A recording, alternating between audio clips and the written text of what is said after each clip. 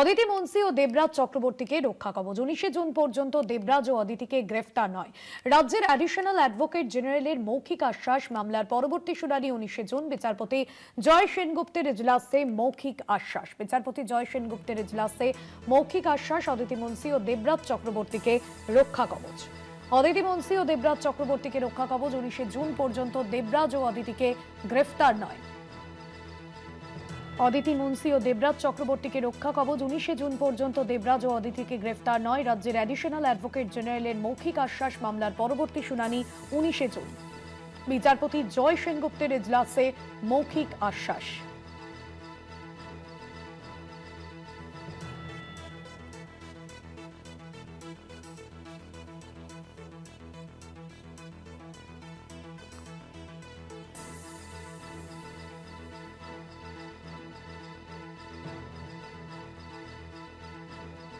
পীযূষ কান্তি নাগ রয়েছেন আমাদের প্রতিনিধি ফোন লাইনে। পীযূষ কান্তি, বিষয়ে হাইকোর্টের এ বিষয়ে কি জানা যাচ্ছে?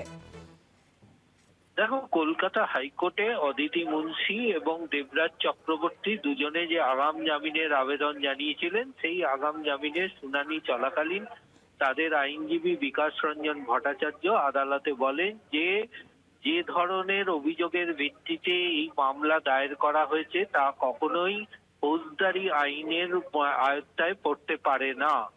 অভিযোগে বলা হয়েছে যে একটি নির্দিষ্ট দিনে তারা সমস্ত সম্পত্তি হস্তান্তর করেছে এবং তার নথি তারা আদালতের সামনে তুলে ধরে। এবং এক্ষেত্রে আইনজীবী বিকাশ রঞ্জন ভট্টাচার্য জানান যে যদি একই দিনে কোনো সম্পত্তি হস্তান্তর হয় এবং তারপরে যদি নির্বাচন কমিশনের কাছে তিনি যে হলফনামা জমা দিয়েছেন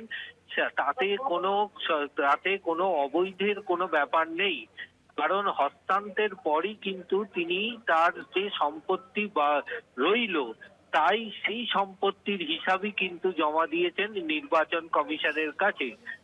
আইনজীবী বিকাশ রঞ্জন ভট্টাচার্যের আরো দাবি, যদি কোনো অর্থনৈতিক লেনদেন হয়ে থাকে তাহলে সেখানে আয়কর দপ্তর এবং পাশাপাশি নির্বাচন কমিশন সেই সময় হলফনামার প্রেক্ষিতে ব্যবস্থা গ্রহণ করবে, কিন্তু এটা কখনোই ফৌজদারি আইনের মধ্যে পড়ে না।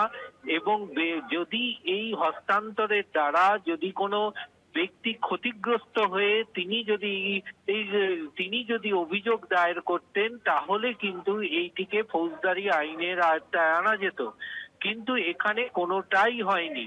অপরদিকে রাজ্যের অ্যাডিশনাল অ্যাডভোকেট জেনারেল বলেন যে দেবরাজ চক্রবর্তীর বিরুদ্ধে এর আগে অভিযোগ রয়েছে, পোস্টপোল ভায়োলেন্স রয়েছে, তাকে কেন্দ্রীয় তদন্তকারী সংস্থা ডেকে পাঠিয়েছে।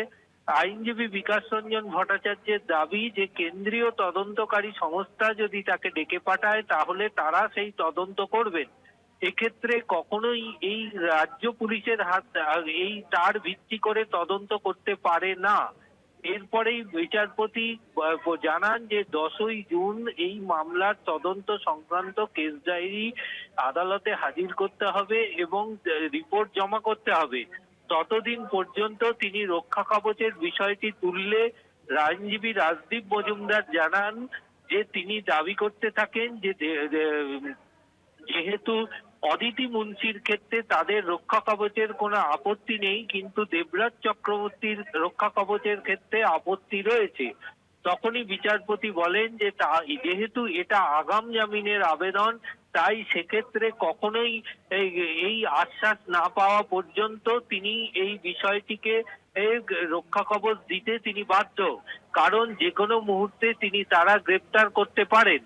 তখনই বিচারপতি পরিষ্কার জানান যে যদি রাজ্যের আইনজীবী মৌখিক আশ্বাস দেন তাহলে তিনি নির্দেশিকায় কোন রকম বিষয়টি লিপিবদ্ধ করবেন না।